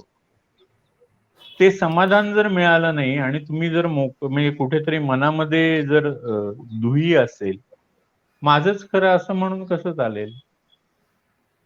प्रयोग असतो ना, कला म्हणजे प्रयोग असतो. जे आपण नेहमीच आपल्याला जे येतं तेच करण्यात मला चार्म वाटत नाही. रोज काहीतरी वेगळं करावं असं वाटतं. तर सध्या काय झालंय, माझ्याकडे स्टुडिओ नाहीये, आमचं घर आम्ही परत बांधतोय, त्यामुळे मी छोट्या आकाराची चित्र करतो. म्हणजे ठीक आहे, म्हणजे हीच म्हणजे मोठी आहेत असं समजून मी करतो. आता आपण स्क्रीनवरती जे चित्र बघतोय सर, आपली बहुतेक यातली ड्राय पेस्टल आहेत, ऑइल पेस्टल आहेत, सॉफ्ट पेस्टल आणि चारकोल याच्यामध्ये मी मुख्यतः काम करतो सध्या, कारण ते इझी आहे, त्याच्यामध्ये पसारा नाही. आणि आता ऑइल पेंट वगैरे म्हणजे त्याचा वास वगैरे घरामध्ये म्हणजे कोणाला त्रास होत नाही या कामाचा. मला सर मला आवडेल असं की या एखाद्या चित्राचा विषय असे आपण जरा थोडं त्याच्याविषयी जर नाही, चित्रावर हे बोललं की त्याचं आलं ते तुम्हाला जे म्हणजे तुम्ही जे इंटरप्रिट करता तेच खरं आहे. म्हणजे असं समजा तुम्ही, म्हणजे माझ्या मनातलं गेलं. म्हणजे आता हे मी मिठी म्हणून काढलंय चित्र, हग म्हणून असं या चित्राचं टायटल दिलं होतं. हे सर 2-3 वर्षापूर्वीच आहे. ते आमच्या कोलते सरांना आवडलं होतं खूप. त्यांचं माझा संपर्क आहे आणि त्यांच्या कामाने मी खूप तसं इम्प्रेस झालेलो आहे खूप वेळा. पण तरी माझं काम आणि त्यांचं काम हे वेगळं आहे बरं का. पण त्यांच्याशी एक माझी इंटरॅक्शन त्यांची चांगली आहे. म्हणजे एक व्हायब्रन्सी आहे आणि मला त्यांचं कौतुक आहे. म्हणजे आता या 75 वर्ष होऊन गेली त्यांना परवाच, पण तरी ते खूप छान छान काम करत असतात. आनंद होतो मला. तुम्ही जितकं चांगली चित्र आहेत दर्जेदार, तितकंच तुमचं चांगलं लेखनही आहे. आणि हे जे काही लेखन आहे सर, हे प्रदर्शनाच्या निमित्तानं किंवा तुम्हीच तुमच्या चित्रांबद्दल तुमच्या विचार व्यक्त केलेले आहेत. हो हो हो. या त्याचं खरं म्हणजे लेखाच्या त्याचं पुस्तक करायला पाहिजे. म्हणजे त्याला एक सगळ्या गोष्टी एका ठिकाणी वाचू शकतील. पण आता करीन मी. आता हे वातावरण जे आहे काही बंद, त्यामुळे सगळं मंदी आहे ना सध्या थोडी. पण ते करण्याचं माझा विचार आहे. पुस्तक म्हणजे माझ्या सर्व लेखनाचं एक पुस्तक चांगलं होऊन लोक वाचू शकतील म्हणजे एका ठिकाणी. आता हे जे काही स्क्रीनवरचं सर चित्र जे आहे, हे चित्र मला वाटतं अलीकडचं आहे. कालचं आहे. हे कालचं आहे. हे काही नाही, मी ते डोक्यात होतं. म्हणजे स्वतःवर कुठलीही बंधनं नाहीत आपण काय करतोय वगैरे याची. तर नाटकाचं सध्या बिकट परिस्थिती आहे ना, सगळी थिएटर्स वगैरे बंद आहेत. तर खूप लोक बेकार पण झालेले आहेत. पण ते प्रॉपर्टीचं संरक्षण तर करायला पाहिजे. म्हणजे डोअरकीपर वॉचमन म्हणून काम करतात ते एक माझ्या डोक्यामध्ये विचार आला, काय करत असतील हे लोक. तंबाखू मळत गप्पा मारत बसतात फक्त. तुम्ही प्रभाकर बर्व्यांपासून ते अगदी रामकुमार असतील, लक्ष्मण श्रेष्ठ असतील, स्वामीनाथन असतील, या चित्रकारांची जी चित्र आहेत, या चित्रकारांच्या किंवा अगदी विमान सुंदरम असतील, या चित्रकारांच्या बद्दल किंवा त्यांची जी काही चित्र आहेत, या चित्रांच्या मधून काय तुम्ही असं घेतले की प्रचंड एनर्जी मिळते ही चित्रकला बघून. आता रामकुमार, म्हणजे मी जे स्कूल ऑफ आर्ट मध्ये शिकत होतो त्यावेळी पंडोल आर्ट गॅलरीमध्ये रामकुमार यांच्या म्हणजे लँडस्केप्सचं हे होतं. त्या लँडस्केप्स मध्ये झाडं बिडं काही नव्हती. त्या लँडस्केप मध्ये पायऱ्यांसारखे फक्त पट्टे होते रंगाचे. बरं, ते इतकं ताजे होते की त्या ऑइल पेंटचा वास त्या चित्रांमधनं अजून येत होता. इतकं ते ताजे चित्र होते आणि इतकी ते त्याच्यामध्ये अर्थ शोधण्याचा भानगडीत नाही, पण ते व्हिज्युअली खूप अरेस्टिंग होती. म्हणजे तुम्हाला आकर्षून घेणारी होती. म्हणजे ती त्या चित्रकाराची म्हणजे रामकुमार यांची सिद्धी म्हणूया आपण, की त्यांनी रंग जसे वापरले होते किंवा फॉर्म्स एक युनिफॉर्मिटी जी होती, तर त्यामुळे म्हणजे ते कसं झालं काय नाही, पण त्याच्यामध्ये एक मॅजिक होती.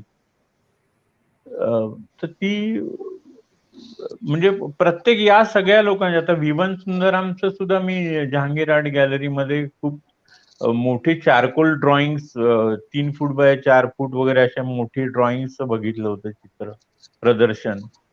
तर ते लक्ष्मण श्रेष्ठांचं सुद्धा तसंच. आणि कोण आपले दिल्लीचे मोठे दुसरे चित्रकार, त्यांचं मी हे रेट्रॉस्पेक्टिव्ह बघितलं होतं आता ललित कला अकादमी मध्ये. पटकन नाव आठवत नाहीये. पण हे सगळं बघून इतकी तुम्हाला एनर्जी मिळते. चांगलं काम बघितलं की तुम्हाला एनर्जी मिळते. हा मोठा फायदा आहे. आणि खूप प्रत्येक चित्रकाराची स्वतःची सृष्टी असते आणि फार प्लेझेंट, कधी कधी डिस्टर्बिंग पण असतं. आता सुजाची चित्र खूप डिस्टर्बिंग होती. सुजा पण नाही, पण त्यांना जो त्रास झाला होता तो ते व्यक्त करत होते. आत्ताची जी काही सर्व समकालीन भारतीय चित्रकला असेल, विशेषतः फाईन आर्टच्या संदर्भातच बोलू, पण फाईन आर्टच्या आत्ताचं सध्याचं जे काय आहे, कोरोना नंतरचं जे काय सगळा जो काही नाही, काय सगळं म्हणजे आपल्याकडे काय आहे की चित्रकलेचा व्यवहार गॅलरीजच्या ताब्यात आहे. गॅलरीज किंवा ऑक्शन हाऊसेस यांच्या ताब्यात आहेत. आणि आता असे फार कमी लोक आहेत, म्हणजे इव्हन श्रीमंत लोक सुद्धा पटकन खर्च करतीलच असं काही नाही. तर मेनली लोक जे कलेक्टर असतात, कलाप्रेमी जे असतात, ते चित्र आवडलं म्हणून विकत घेतात, आणि काही काही इन्व्हेस्टर्स असतात नुसते. पण आता हे काय, याविषयी मला जास्ती माहिती नाही, कारण मी त्याचा जास्ती पाठपुरावा केलेला नाहीये. म्हणजे माझं पहिलं प्रदर्शन झालं होतं तेव्हा तर मी फक्त चित्र लावली आणि कलारसिक आले आणि त्यांनी ती विकत घेतली. म्हणजे ते इतकं साधं ते गोष्ट झाली. आता गोष्टी इतक्या साध्या राहिलेल्या नाहीयेत. म्हणजे इव्हन ताज आर्ट गॅलरी, जेव्हा मी ते 94 साली 15,000 रुपये भाडं होतं, आता 1,00,000-1,50,000 रुपये भाडं असेल. म्हणजे या सगळ्या, आता फॉर्च्युनेटली काय आहे की मी काम करतो, काय करतो वगैरे काही माझ्या बायर्सना वगैरे माहिती आहे, त्याच्यामुळे ते होतं म्हणजे कसं तरी. सर पण तुम्ही आता मोठं प्रदर्शन जर करायचं असेल तर मला तरी माहित नाही की मोठं प्रदर्शन, सगळी प्रदर्शनं सध्या रद्द झालेली आहेत किंवा पोस्टपोन झालेली आहेत. सर तुम्ही शिकत कमिशन असतानाचा जो काही कालखंड आहे तो हो, तो कालखंड आणि आजचा हा कालखंड, खूप हा फरक जो आहे. काय आहे, काय जमीन फरक आसमानाचा तुम्हाला फरक आहे. जाणवतो सर? जमीन कला शिक्षण आसमानाचा कला फरक आहे. अध्यापन याच्या अनुषंगानं. नाही, आज म्हणजे इतक्या ऑपॉर्च्युनिटीज इतक्या प्रचंड आहेत शिकण्याच्या. अर्थात त्याच्यामध्ये पण ज्याला माहितीये की आपल्याला काय करायचंय, पण याच्यामध्ये शॉर्टकट्स नाही आहेत. म्हणजे तसे म्हणजे तुमचं जे एक चित्र, म्हणजे एक स्किल असतं. काही लोक जन्मजात असतं, त्यांना जन्मजातच त्यांना काढता येतात चांगली चित्र, पण शिकून सुद्धा ही म्हणजे कष्टसाध्य कला आहे. तर कोणाला एका वर्षभरामध्ये त्याच्यावरती थोडीशी म्हणजे ताबा येईल, तर कोणाला 4 वर्ष लागतील, पण येईल तो. आणि तो समजा तुमची स्किल्स येणं हे महत्वाचं आहे. त्यासाठी तुम्ही आर्ट स्कूलमध्ये जाता. तर तुमची स्किल्स तुम्ही शार्प करण्यासाठी तुम्ही आर्ट स्कूलमध्ये जाता. आजूबाजूचे लोक, तुमचे समवयस्क लोक काय विचार करतात हे समजण्यासाठी तुम्ही आर्ट स्कूलमध्ये जाता. आणि तुमच्या आधी लोकांनी काय करून ठेवलंय हिस्ट्रीमध्ये ते समजून घेण्यासाठी तुम्ही कला महाविद्यालयात जाता. आणि ते कला महाविद्यालयातलं शिक्षण संपल्यानंतर सुद्धा म्हणजे तिथे तुमचं शिक्षण संपतं किंवा असं पण काही नाही की लगेच दुसऱ्या दिवशी तुम्हाला ज्ञानप्राप्ती झाली, असं पण काही होत नाही. तुमचा स्वतंत्र विचार काय आहे हे तुम्हाला कळायला पाहिजे, याची स्वतःची ओळख व्हायला पाहिजे की आपल्याला काय करायचंय. नुसतं फुलं पानं, लँडस्केप, पोर्ट्रेट, स्टील लाईफ, याच्या पलीकडे पण काहीतरी विचार करायला पाहिजे ना. म्हणजे या सगळ्या गोष्टींना किंमत आहे. म्हणजे प्रत्येक गोष्टीला प्रामाणिकपणे आणि काय म्हणूया आपण, कमालीचं निरीक्षण शक्ती आणि एक्सप्रेशन असलेली ही कुठलीही साधी गोष्ट सुद्धा ती मूल्यवान होऊ शकते. पण एखाद्या कलावंताच्या आयुष्यामध्ये कला महाविद्यालयांचं महत्व काय आहे, काय असं तुम्हाला वाटतंय सर? कला महाविद्यालयाचं कला महाविद्यालयामध्ये तुम्ही गेलात तरी सुद्धा तुम्हाला म्हणजे तुमच्या शिक्षकांचं काम बघून तुम्ही थोडंफार शिकू शकता. पण माझ्या मते हे सगळे जे मोठे लोक आहेत ते सगळे सेल्फ टॉटच असतात. नंतर तुम्ही तुमच्या आकलन शक्तीवर अवलंबून असतं. आणि मग तुम्ही स्वतः शिकत असता. तुमचं टेक्निक, तुमच्या ज्या गोष्टी आहेत, प्रयोग तुम्ही करून तुमचं एक काहीतरी तुमचं अक्षर बनतं. आणि विचारसरणी सुद्धा तिला सुद्धा सुरुंग लागू शकतो. पण मेनली प्रामाणिकपणे काम करणं आणि जगामध्ये कोण कसं काम करतंय, कोण काय विचार करतंय हे तुम्हाला माहिती पाहिजे. म्हणजे कला प्रांतामध्ये कलाविषयक विचार तर त्याचे सुद्धा अनेक आहेत. आता सुझान सोंटाग नावाची एक प्रसिद्ध क्रिटिक होती, फोटोग्राफर. तर तिने ऑन फोटोग्राफी म्हणून एक पुस्तक लिहिलंय. ते माझ्या खूप आधी वाचनात आलं होतं. त्याचा पण म्हणजे माझ्यावर परिणाम झाला. किंवा जॉन बर्गरचं वेज ऑफ सीइंग नावाचं पुस्तक आहे. म्हणजे कसं बघावं चित्र किंवा फोटो किंवा जगाकडे कसं बघावं, व्हिज्युअल पुस्तक आहे ते. पॉल क्लीनी बऱ्याच गोष्टी लिहिल्या आहेत, त्याचं पण म्हणजे खूप इन्फ्लुएन्स झाला म्हणजे शिकण्याच्या काळामध्ये. एवढंच काय अजून मी वाचतो. आणि मुख्य म्हणजे चांगल्या वाचनाने माझा फायदा झाला. माझी स्वतःची भाषा सुधारली. तुम्हाला भाषेची अचूकता, शब्दांच्या अर्थाची म्हणजे तरलता, या सगळ्या गोष्टी समजलं पाहिजे. शब्दांमध्ये काय आहे, शब्दांच्या अर्थामध्ये काय आहे, हे जर तुम्हाला नीट समजलं तरच तुम्हाला शब्दांच्या पलीकडे काय आहे ते मांडता येईल थोडस. भंडारे सर. बस आपण प्रश्न घेऊ, बस. सव्वा तास झाला. हो हो हो सर. आता याच्यामध्ये बरेच जण असे आहेत की कलावंत, अशी महाराष्ट्रातली सध्या असं स्थिती आहे की कला महाविद्यालयांच्या बद्दल कायम निगेटिव्ह पॉझिटिव्ह चर्चा चालते संपूर्ण कला वर्तुळामध्ये. माझ्या मते तक्रार करत बसण्यामध्ये काही अर्थ नाही. त्यापेक्षा आपण आपला अभ्यास स्वतः करू शकतो. हो. तर तुम्ही तुमच्या जवळपास जे चांगले, आता काही तुमच्या शंका असेल तर तुम्ही प्रत्यक्ष जाऊन चांगल्या माणसांना जाऊन विचारू शकता ना. तसं पण करावं. आणि स्वतःमध्ये सुधारणा कशी होईल याच्यामध्ये, किंवा आपल्या कामामध्ये कशामुळे सुधारणा होऊ शकेल असं त्यांना विचारावं. त्यानुसार आपण काम करावं. कला महाविद्यालयाची परिस्थिती अत्यंत म्हणजे बिकट आहे तशी म्हणलं तर. एक तर करिक्युलम त्यांचा अपडेटिंग केलेलं नाहीये सरकारने, तो करायला पाहिजे. आणि बाकी शिक्षकांकडे जर विद्यार्थ्यांनी उत्सुकता दाखवली तर फार कमी, तर शिक्षक ते जरूर सांगतात. ते काही झिडकारून टाकत नाहीत तुम्हाला. एखादा असेल क्रॅकपॉट शिक्षक, पण सगळेच काही असे नसतात. तुम्हाला जर शंका आली तर तुमचे शिक्षक त्याचं निरसन करू शकतात. पण हा जो अभ्यासक्रम जो आहे तो अपडेट करायला पाहिजे, ही तर म्हणजे गरज आहे काळाची. कारण चित्र ही, तुम्ही आता डेव्हिड हॉकनेचं परवाच मी BBC वरती इंटरव्ह्यू बघितला, तर त्यांनी पण सांगितलं तुम्ही कशाने चित्र काढता, तुम्ही कशावर चित्र काढता, तुम्ही कॅमेऱ्याने चित्र काढता का डिजिटल पेन्सिलनी तुम्ही चित्र काढता, या का ब्रशनी काढता का कोळशानी काढता, काही किंमत नाही. तुम्ही काय करताय, त्यातला आशय काय, त्यातलं मिनिंग काय, आणि ते किती आज रिलिव्हंट आहे, म्हणजे प्रस्तुत आहे,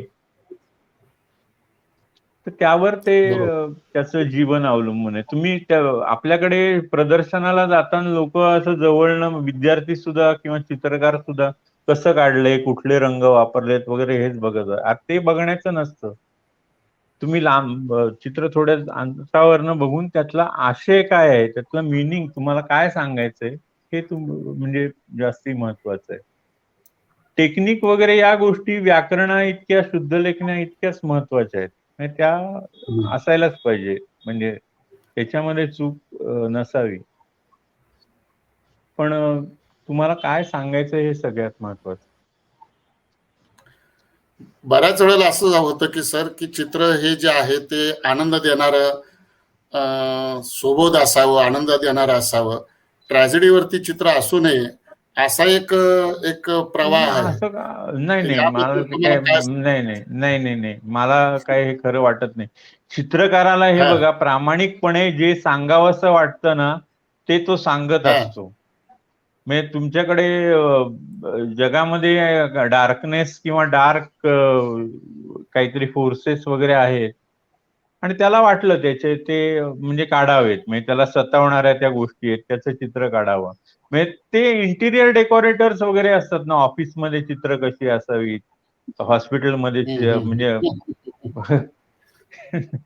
कमर्शियल तुमच्या डायनिंग रूम मध्ये कशी चित्र असावीत वगैरे वगैरे, ते इंटिरियर डेकोरेटर्स ठरवतात. मग ते कमिशन्ड वर्क होतं. मग त्याला सुद्धा किंमत आहे ना. तुम्ही करा ना, तुम्हाला त्याच्यात आनंद असेल तर तुम्ही करा. पण तुम्हाला मनापासनं म्हणजे तुम्ही अगदी आतनं तुम्हाला वाटतं की हे चित्र काढावं तर ते तुम्ही काढावं. मग ते लोकांनी विकत घेऊन काही जण लावतात सुद्धा. मी तुम्हाला सांगितलं ना, प्रत्येक गोष्टीला ऑडियन्स आहे.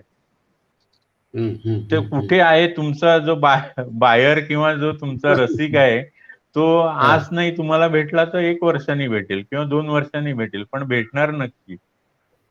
ते काही वाया ओके. जात नाही. तुमचं म्हणजे तुमच्या कामामध्ये जर दम असेल तर ते त्याचं कुठेतरी हे होतच, म्हणजे त्याचं रिअलायझेशन होतच. तुम्हाला त्या गायनाचा आणि त्या संपूर्ण पार्श्वभूमीचा सर आता आपल्या चित्रांसाठी प्रचंड फायदा झाला. प्रचंड फायदा. प्रचंड म्हणजे मी आनंदी असतो मनातनं सारखा. का आता एखादं मला समजा एखादी गोष्ट आवडली नाही किंवा काही नाही तर इतकं मी गाणं ऐकलेलं आहे किंवा इतक्या चांगल्या चांगल्या कलावंतांच्या सुद्धा मी सहवासात आलो. मनातल्या मनात म्हणजे इच्छा झाली की मी डोक्यात गाणं चालू होतं ना, त्यामुळे मला काही त्याचं एक फायदा आहे मला. बाकी तसं तोटा म्हणजे आता या लॉकडाऊनच्या काळामध्ये माझी चालण्याची सवय अजिबात तुटली. घरातनं बाहेर पडू नका. आता ते मला प्रकृती नीट करायची. हा एक उद्योग आहे वेगळा. बाकी काही नाही. तुमचे जे काही समकालीन कलावंत आहेत आता बऱ्यापैकी, तर त्या समकालीन कलावंतांनी एकूणच कलेबद्दल तुमचं आताच सध्याचं मत काय आहे सर? संपूर्ण आता नाही, मी तुम्हाला सांगतो ना, मी चांगले लोक आहेत. मी आता तुमच्या सांगलीमध्ये त्या इस्लामपूरला कुठे आपले अनवर हुसेन आहेत, खूप मनापासून काम करतात. त्यांनी त्याची स्टाईल पण चांगली आहे आणि तो मला खूप सिन्सिअर आणि सेन्सिटिव्ह असा माणूस मला वाटला. आवडलं मला त्याचं काम. ते एक ठराविक ते करत असतात काम त्यांचं. त्याने आता काय प्रतिक्रिया काय नोंदवली आपल्या आता कार्यक्रमामध्ये तुमच्याबद्दल. हो का? काय निर्मितीमध्ये मग्न असणारा कलावंत सरांच्या चारकोल आणि पेस्टल मध्ये केलेली चित्रात खूपच वेगळा पोत आणि मूड जाणवत राहतो. त्यात गुंतून राहायला होत. धन्यवाद धन्यवाद धन्यवाद अनवर साहेब. गंमत आली. पण म्हणजे असे खूप लोक आहेत अहो. आता ते प्रमोद कुर्लेकर म्हणून आहेत मुंबईचे, नाही का, सातारचेच आहेत. तर ते इतकं मला त्या कामामध्ये सुद्धा एक जादू आहे त्याच्या कामामध्ये. आणि एक सातत्य आहे, म्हणजे विचारामध्ये सातत्य आहे मला ते. आणि असे अनेक लोक आहेत, म्हणजे किती नाव घेऊ. आता या लॉकडाऊनच्या काळामध्ये कोलते सरांनी 101 मोठी 6 फूट बाय 6 फूटचे 4 फूट बाय 4 फूट असे कॅनव्हासेस केले. मला त्या एनर्जी बघूनच थक्क व्हायला होतं. आणि हे आबोल राहून काम करणारे अनेक आहेत, म्हणजे मला माहिती नसतील लोक, पण परदेशात सुद्धा खूप आहेत. आता फेसबुकमुळे ते बघायला मिळतात कोण काय काम करते वगैरे वगैरे, आणि खूप मजा येते बघायला. सगळीच नाही, काही काही जण रटाळ पण काम करतात. पण खूप आता जयंत रॉय म्हणून एक कलकत्त्याचे फोटोग्राफर आहेत, ते फिल्म वरती प्रिंट्स वगैरे करतात. ते एक्सलंट, म्हणजे एक्सेप्शनल काम आहे त्यांचं फोटोग्राफी. थांबाय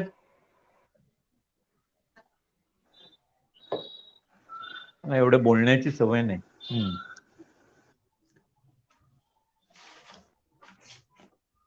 बोला ना. प्रश्न घ्यायचे बाळासाहेब, प्रश्न तुमच्याकडे आलेत का? नाही, ऐकायला येत नाही बाळासाहेबांचा आवाज. एक तुमचाच एक शेवटचा प्रश्न घ्या आणि आपण समारोपाकडे येऊया, कारण 1.5 तास चर्चा सुरू आहे. सर, तुमच्या ज्या कलाकृतीच्या अनुषंगानं थोडं काय तुम्हाला बोलायला सांगणं तसं चुकीचं आहे, कारण नाही, मला अजून म्हणजे मी चित्र काढतो, रोज करतो, पण मला खूप अजून काहीतरी खूप करायचं राहिलंय असं रोज वाटत राहतं. आणि तीच गोष्ट मला म्हणजे तेच इंजिन असावं की ज्यामुळे मी परत परत चित्र काढत राहतो. कारण इतक्या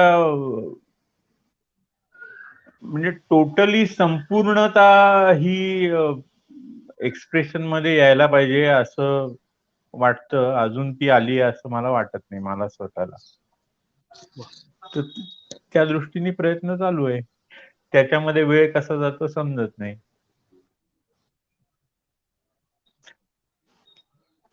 खूप छान. खूप हा बोला सर. भंडारी सर सतत बोला. निर्मिती प्रक्रियेत एखादा कलावंत कशा प्रकारे आपलं काम करतो, कसा विचार करतो, अत्यंत उद्बोधक पद्धतीने आपल्या जयंतरावांनी अत्यंत साधं सरळ सोप्या पद्धतीने सांगितलं. मी त्यांचे आभार मानतो. आणि बाळासाहेब तुम्ही प्रश्न घ्या. आपलं माझ्याकडनं झालं. हो हो. प्रश्न तर जे आहेत ते बऱ्यापैकी त्या प्रश्नांची उत्तरं आलेली आहेत यापूर्वीच्या. हरकत नाही. तर मला जास्त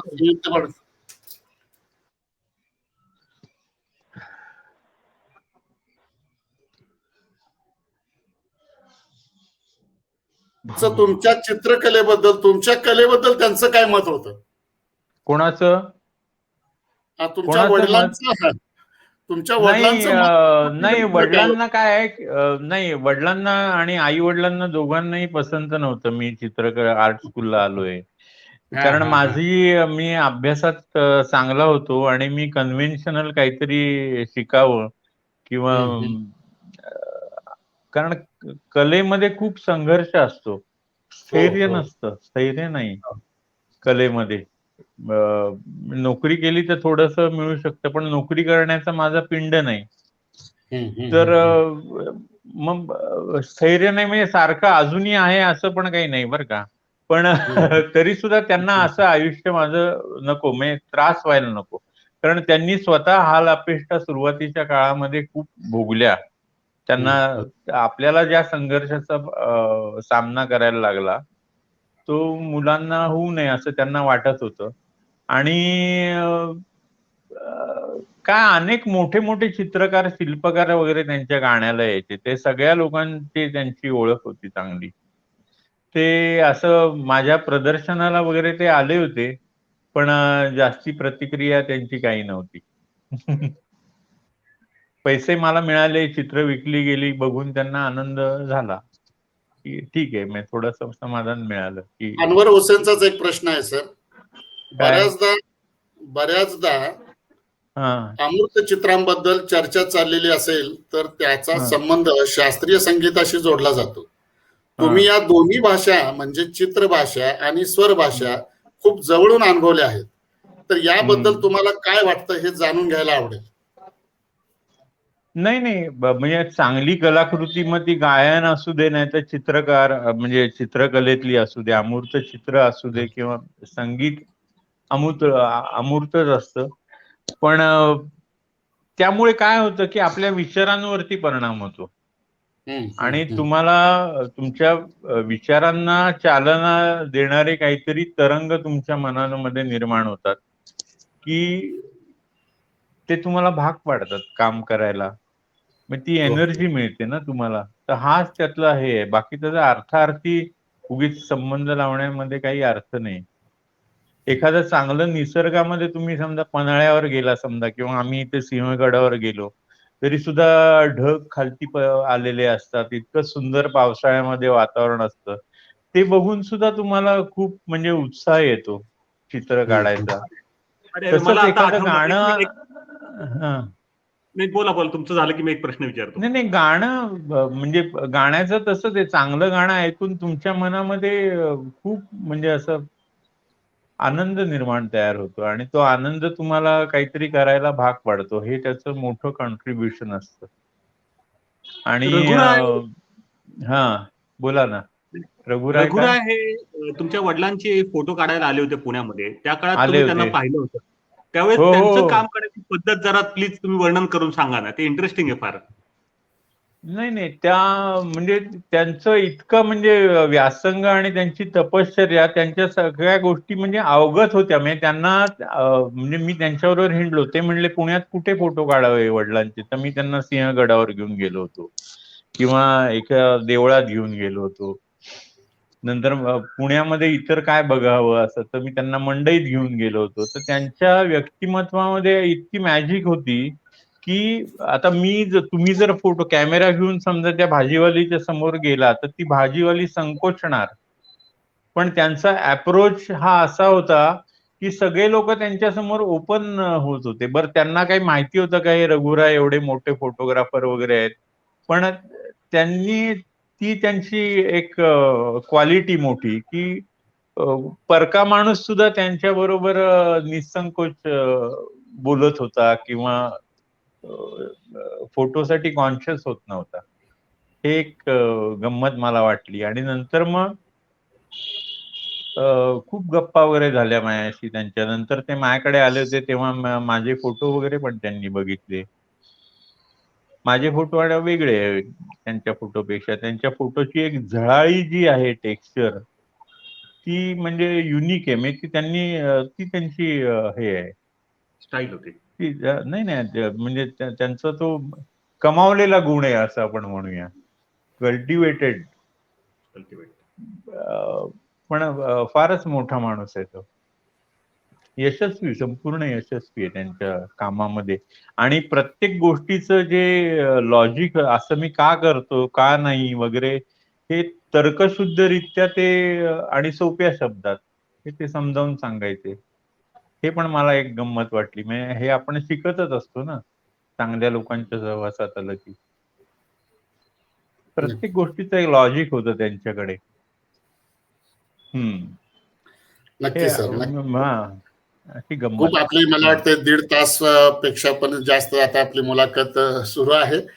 आणि मला असं वाटतं की बऱ्याच प्रश्नांची आपण खूप छान उत्तरं दिलेली आहेत. आणि सगळ्यात महत्वाचं की सुरुवातीला थोडं तांत्रिक अडचणी आली आणि त्या ठीक आहे, तांत्रिक ठीक आहे. अडचणीमुळे तुम्हालाही आणि प्रेक्षकांनाही त्रास झालेला आहे. मला तुमच्याशी प्रत्यक्ष येऊन गप्पा मारायला आवडतील कधीतरी. आम्ही येऊ, मी आणि नक्की संदेश नक्की आवडेल तुमच्याकडे सर, आवडेल. कधीतरी. हो हा, हो हो. तर आपण तुम्ही या पुढचा जो काही कार्यक्रम असणार आहे त्या पुढच्या कार्यक्रमाचा आपण एक प्रोमो बघूया आणि हो त्यानंतर मी या कार्यक्रमाची सांगता करतो. मी हो. पुढचा कार्यक्रमाचा आपण पुढच्या कलाकार त्याचा आपण काही कलाकृती बघू आणि या कार्यक्रमाची आपण सांगता करू. ओके. त्यानंतर या प्रोमो नंतर तुम्हाला काय बोलायचं असेल तर आपण बोलू शकतो. नाही नाही, मला काही नाही. म्हणजे मी आता प्रमो नंतर कार्यक्रम संपणार आहे असं तुम्ही जाहीर केलं तरी चालेल. Okay okay sir. ओके, आपण प्रोमो बघू. हो. Thank you sir.